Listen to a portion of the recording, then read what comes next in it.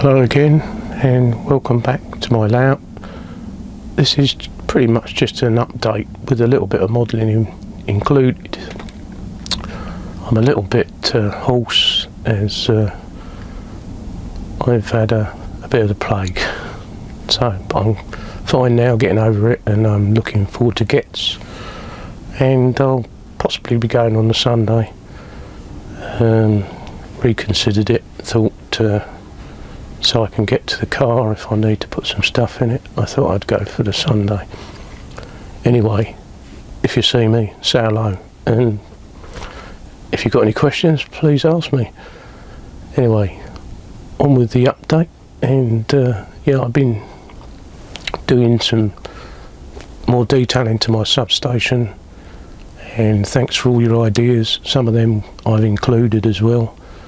Also, I've been adding some billboards I bought off a guy off an online site, and excuse me, I'll be mentioning him as he provided a very good service. And let me think, what else have I been doing? That is the problem, having to remember all the little bits and pieces I've been doing. I've added certain bits of rolling stock, little bits and pieces, and it's just mainly detailing really. Oh yeah, I've been playing with my catenary, not cantinery, my catenary again, and just adding a few more sort of overheads, and I'm still not finished. I find it a little bit boring fitting these, and I've got to find some more small little turret tags I was using for the insulators, as I've run out of them. So that's still not finished, but I have been working on it, and adding other bits to the layout. So thanks for subscribing, and don't forget to like the channel if you like the channel. I think I'm going to call this one the Autumn Rail Report, even though it don't feel much like autumn, as it's still pretty warm up in this loft. I think it's 20 degrees and it's going up this weekend as well, so it's getting rather toasty up here again.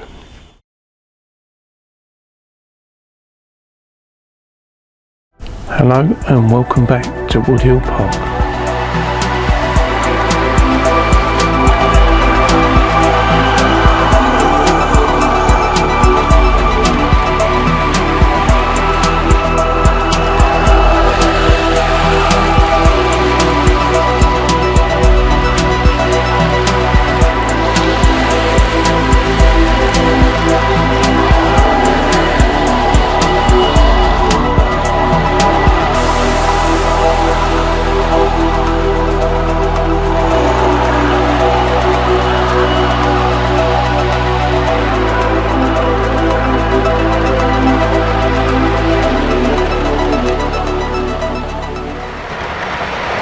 Just for a quick report back on the subject, I now have 5 locos running on HM 7000. This being one of them that's coming along right now, this class 47 mail sector. And I have no issues, they run really well as long as you've got power packs in them.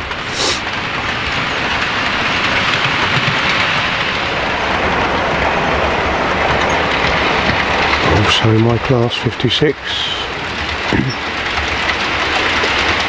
my engineers, Dutch livery, class 37 split head code.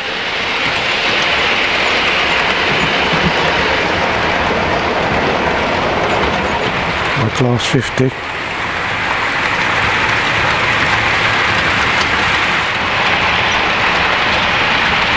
And my A1 Pacific.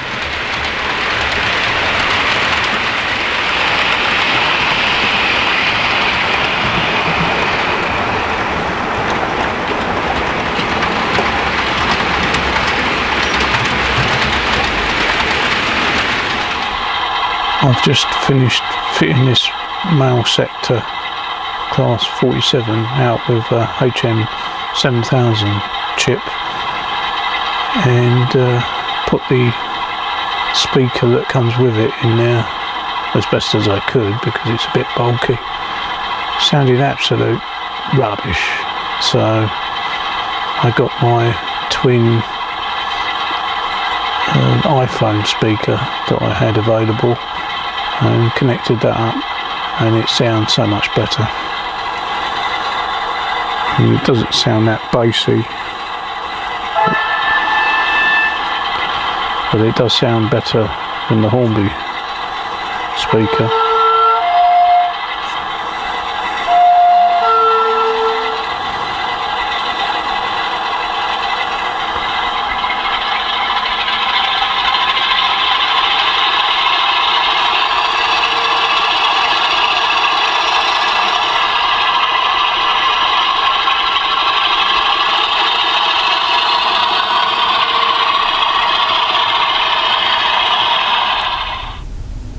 There's also been a few new additions to the layout, including this class 37 coal sector liveried logo here, which is one of the older class 37 backments, but I tend to think they're a very good model, and what's coming out now is well overpriced, and these were very reliable, and I'm quite happy to pick these up at a lesser price than the new ones. I've also got a couple of ready built models for the layout, including this signal box, Art Deco signal box, and I also come across this toilet block which looks very fitting for like the 1980s, and I've got this at a toy fair, so something I could have scratch built, but it was such good value, it just didn't seem to be, you know, worth scratch building when you could buy something for this price. So this is a good addition to the platform. Also picked up some good priced EFE pike wagons that I've got sitting here. They're pre-weathered, and one of them is really well weathered, and I would say the other one's more to my liking, so I might be looking at removing some of the weathering on this one, as it's a bit heavy, but saying that, at least they are varied. Another thing that I picked up is this excavator that I wanted, just because I'm interested in the maintenance of the railway, and I couldn't find anything from the 1980s, and this is as close as I can get, and I think the cab probably is going to have to be yellow, so I might be respraying the cab. But this was an Eddie Stobart Oxford die-cast excavator, and I had to de-Stobart it, you might say. There was Eddie Stobart wrote all over the place. So I got that off with some IPA carefully, so there's no real livery at the moment, but I hope to sort of put a British Rail livery on this and do a bit of weathering, and this can add to my maintenance. Yeah. School's out.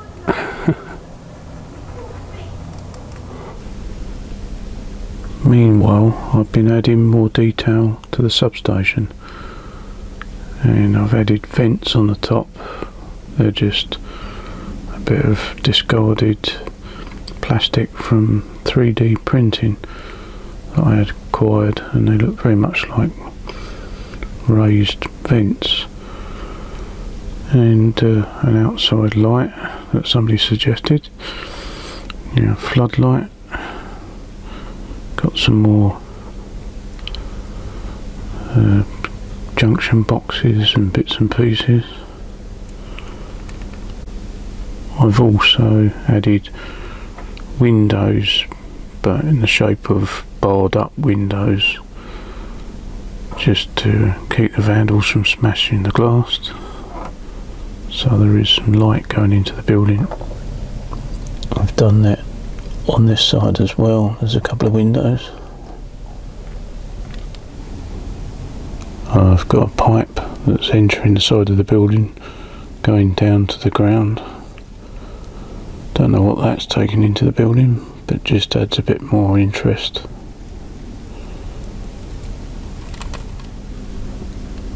Also added some down pipes, as it's got sort of internal sort of guttering, I suppose, from a flat roof, you might say. I was wondering about putting boarding round and then putting some gravel on the top of the roofs, but I'm not sure I want to take it that far at the moment. As I said, you can just keep going, and I fancy moving on to my next project. I've now got some oil tanks in place on these transformers. After doing a little bit of research, it's amazing how much you learn, and I never noticed that these old tanks are just tanks sitting on top of the transformers. You know, it's right in front of your eyes in the real world, but you just don't notice it until somebody points it out, or you do a bit of research. As there's no oil tank needed in the corner of the yard or whatever, they actually are fed from above in tanks that sit on top of the transformers.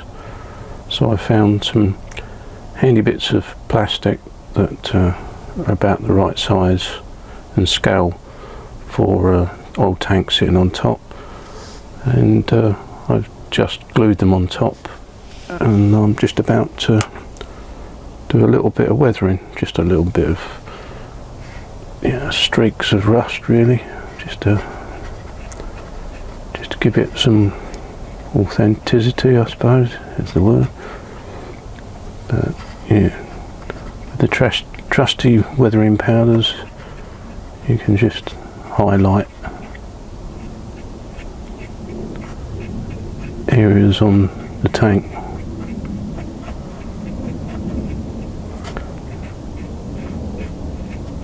You don't need a lot, just a hint of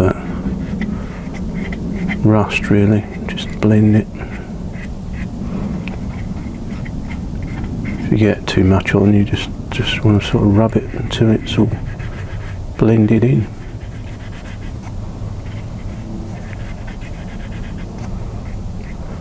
So that streaks tend to go downward, running off of round objects.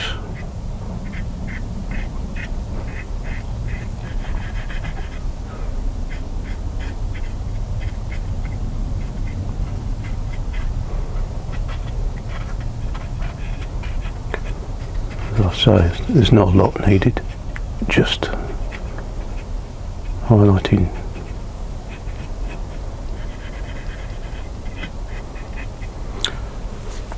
And that's it, really. So thank you to whoever said that. I'll have to look into things in a bit more detail in the future, but it's handy that people point these things out. Some of these transformers also have insulators poking up on the top, but I'm not sure if they all do. It depends where they're transferring electricity to. So I suppose if it's going straight into the ground, there's no need for insulators on the top. But so at the moment, I'm not going to bother to put any insulators on top, even though I have seen them sitting on top. But if I did, I was thinking about using a very small grub screw, sort of like a little black grub screw, and like put 4 of them in a line.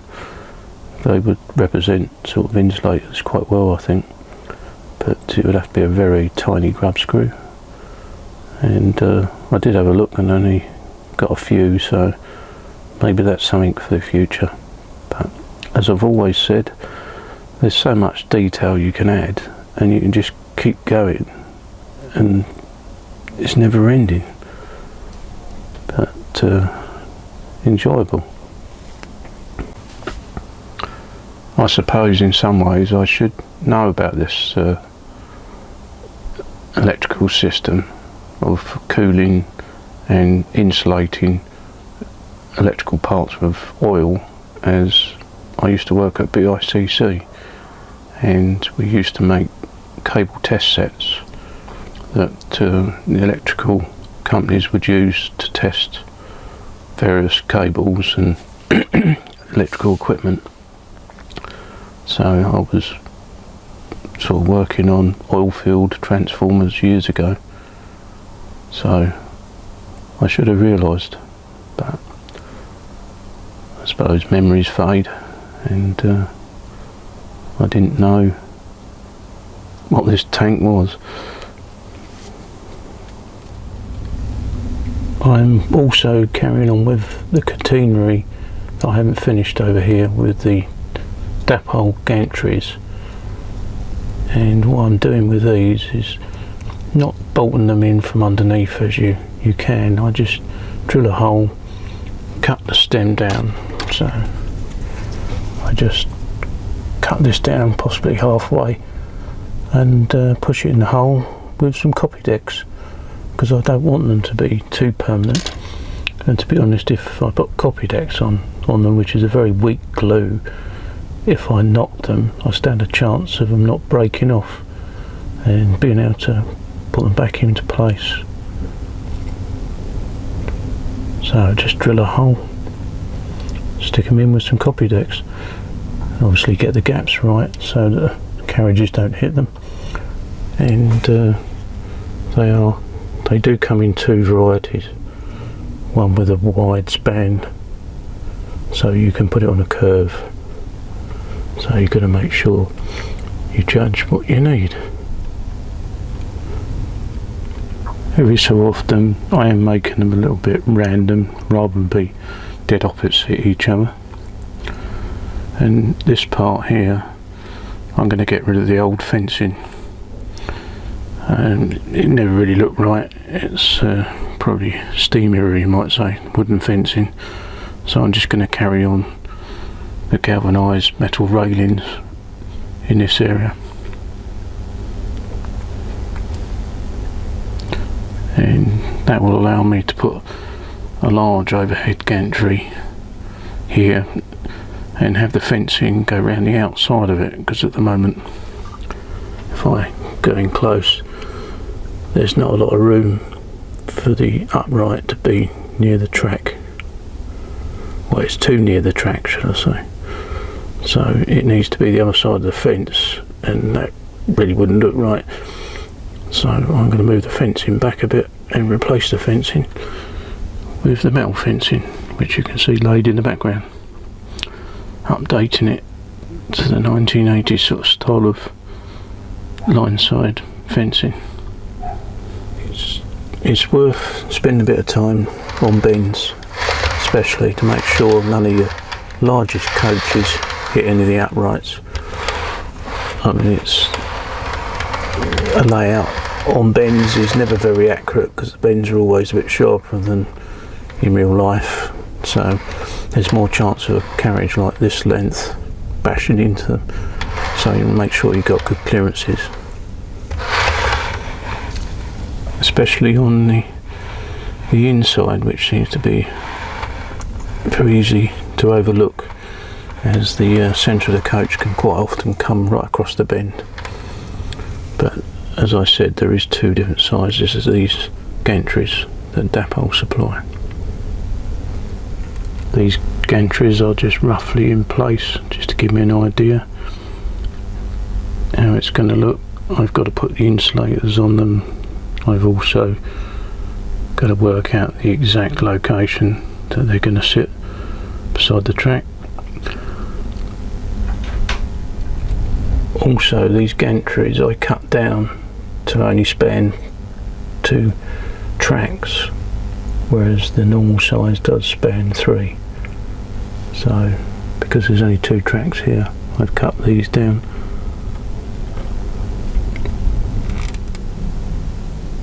But it continues to go around here, and then another 3-way which easily spans the tracks at this point, and then another 3-way round there, and then we're back to the original position where I'm going to replace the fencing. At this point there's a 3-way, and then we're on to single masks up to the level crossing. Then it goes back to gantries over the other side that already are in place. All these gantries are going to be glued in place with copy decks, as it's a lightweight glue, and as I've said, should I knock it, I stand a chance of not damaging the actual gantry and being able to put it back into place. I've now put these, well, this gantry and a couple of other gantries in. Probably might need to take them down again because I need to put the insulators on. And I've just found out that I ran out of what I was using, which was turret tags. They were small ones though, not these large ones. So I've got a couple that I've made up, but other than that I've run out, so I've got to source some from somewhere else. So I'm just putting the overheads up like this, or the gantries up, and I've now got it in front of the fence, which looks more authentic, I think, as I didn't want to put it behind the fence what used to be there. Another issue I've got, which is over here, and I've already mentioned it, and it's going to be spanned in this area here, or span across here is going to be very difficult. And I never did really like these sidings here, and I think what I'll do is I'll reduce, this will be long term though, I'll reduce one, well, I'll take one of these out. I think I'll lose this one here and just have this as a long siding, well, longer than what it is, and that will give me a gap in the middle here to be able to put the overhead gantry at this point here, like that. As you can see, it sits on top of the track at the moment. I'll just get around to doing that, so this bit won't be finished for a while till I dig all this up, which is going to be a bit of a major job. Another thing I've been adding lately is some more billboards. I did make the ones on the retaining wall in the background a few years ago, but I came across a guy on that auction site selling them for £3 each, and obviously postage, but it seemed to be, well, I bought 4 and the postage was the same, so a very fair deal. I bought 4, as I said, and there was a bit of a description that was a bit misleading, and it looked like you got fencing with these as well. I was told after the fencing didn't arrive that it wasn't included, but the guy was such a nice guy, he sent me the fencing anyway. So I've been very pleased with my purchase, and a nice guy that is a man of his word. So I would like to put a good word in for him and show you these. I'm quite impressed with them for the money, and would like to recommend them. These are what they look like, though I have adapted a couple with a bit of plasticard at the bottom so that I can slide on a stand which will allow me to stand these on the station. Because they're advertising films from the 80s, I want them so I can alternate them. So I just thought I'd make my own little stand up, which I've done. But he just sells them just as the billboard itself.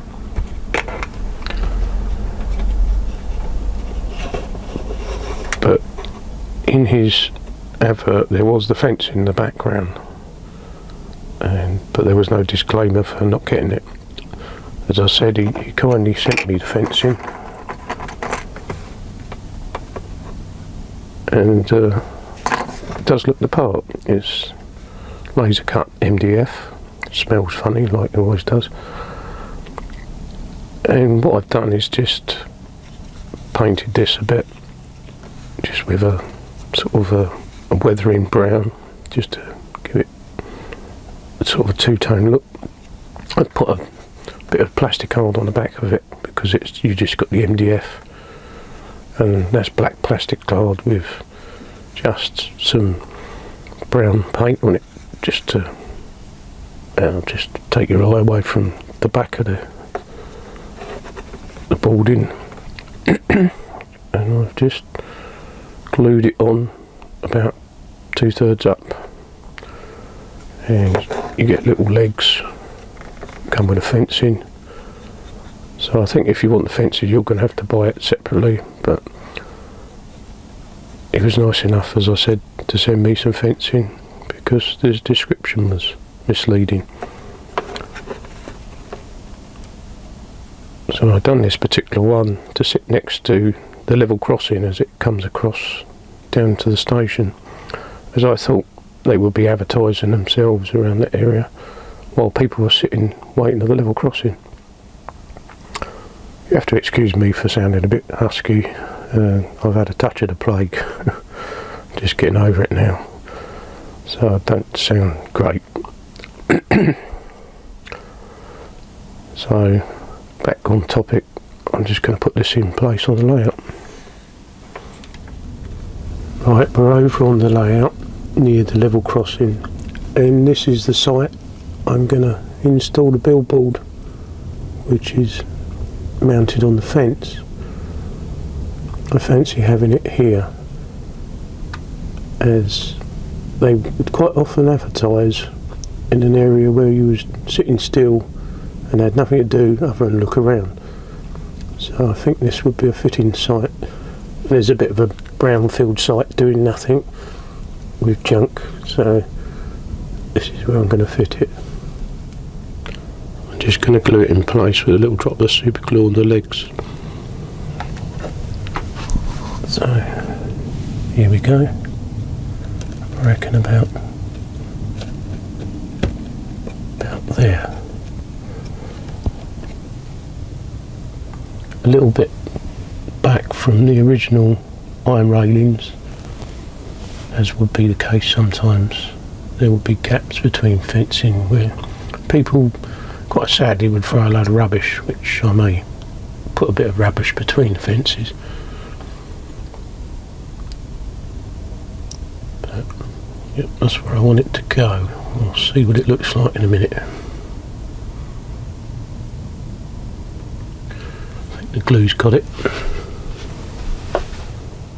Now going walkabout with the camera from the back of it, it looks rather sort of bare, so a bit of more weathering and some junk in the field behind it probably, just more detailing. And let's have a look at the front. And the front view is really how I envisaged it, really, which is advertising board sitting behind the railings on a sort of mounted on a fence, like you would have seen, and you possibly still see today in some respects. But there's a gap between the two, and I think I'll be putting a bit of junk down there, as people, well, didn't really care in a lot of cases and always used to throw rubbish behind stuff like that. So to really picked the era. I need a bit of junk, maybe an old tyre and stuff thrown behind it. I think that adds a bit of interest as you approach the level crossing. Going back to the other billboards I bought, and I mounted them on my own stand, like I said, and this is one of them, and you've seen the other one. They're two film advertisements, and I thought I would like to alternate, like I said, so they're just removable.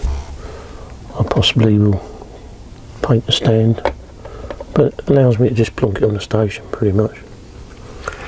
And I'm working on possibly putting this billboard here.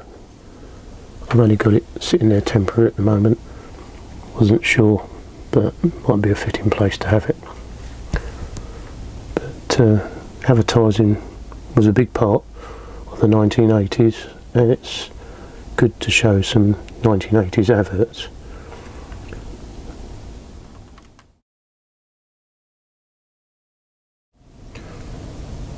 I'm just going to add a variety of litter now between the metal railings and the advertising board, as there's a gap, and as we all know, people throw rubbish in places like this.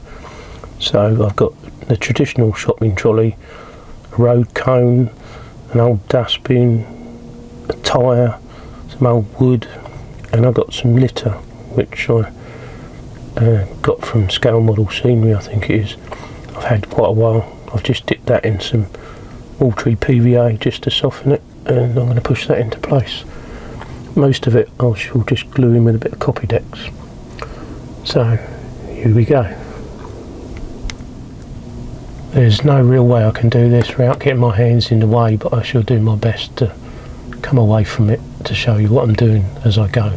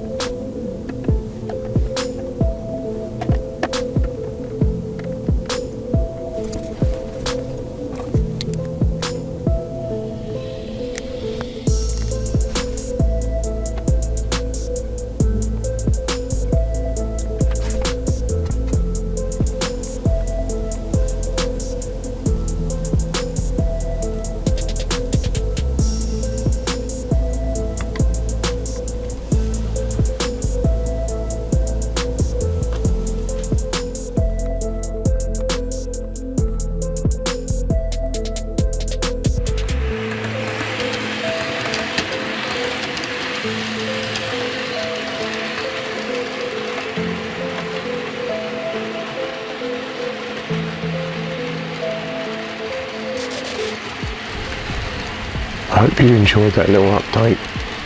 That's it for now, and I look forward to seeing some of you at Gets and enjoying the show, and I'll be back with another update as soon as I've made something to make an update out of. So bye for now.